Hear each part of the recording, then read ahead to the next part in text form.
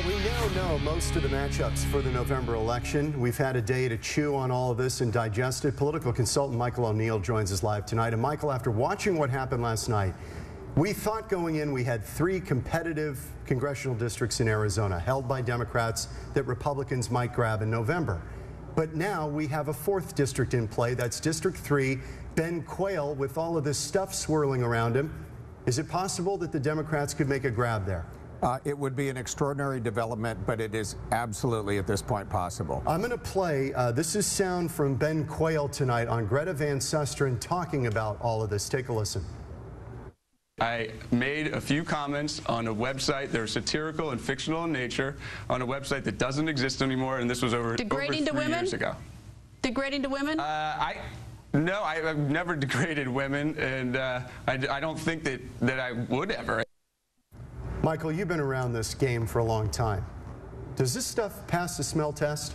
Not only does it, let me put it this way, this issue is not going to go away until we get a definitive answer one way or the other. Was he Brock Landers? Oh man, are we going back there again? Absolutely. This issue will not go away. We will talk about almost nothing else. What would you tell him to do, Michael? Would you tell him to just call a press conference and say, ladies and gentlemen, I am Brock Landers? Is that what he should do? If he was, and he thinks somebody's not going to figure it out, he's wrong. Tell me about John Hulbert. We don't know a lot about him. He's a lawyer from Phoenix. As we look at this matchup in this race, again, you know, we thought that this was going to be a big Republican grab of congressional seats, and now we've got a seat that Ben Quayle is running for that's been held by a Republican for 30 years in this state, that you say could be grabbed by a Democrat, picked off? Absolutely. Now, we don't know very much about John Hulbert either. He's a partner with a prestigious Phoenix law firm, and that's about the extent of the known resume. He, too, has to make a case. But you notice we're not talking about questionable aspects of his background, only that of Ben Quayle. Well, we have a threshold on all this stuff, so I don't know how much more we can handle. Governor's race, quickly. Jan Brewer, Terry Goddard. Something in this feels like a repeat of Fife-Symington Terry Goddard in 1990, because the staff is almost identical behind Jan Brewer.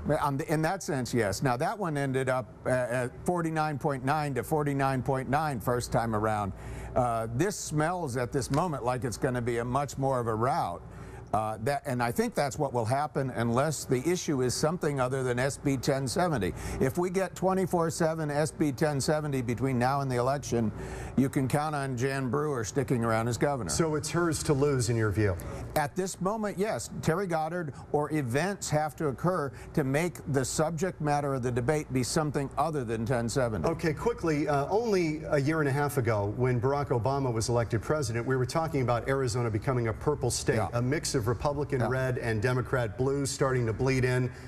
Is that happening, or is that now on hold and it's swinging back to magenta, more red? I don't know. I think that there's a temporary move back. I mean, Arizona has always ebbed and flowed along with national trends, and there is no question that there's a national trend this year in the direction of the Republicans, and that will be evident in Arizona as well. That's what makes this CD3 possibility such an incredible anomaly. This is going to be a big Republican year, and the thought that the Democrats have a chance in a district that is nominally a safe Republican district is really quite extraordinary. Michael O'Neill, political consultant. Thanks, Michael, and we'll be checking in with you in the weeks and months to follow. Thanks. Thank you. Appreciate it.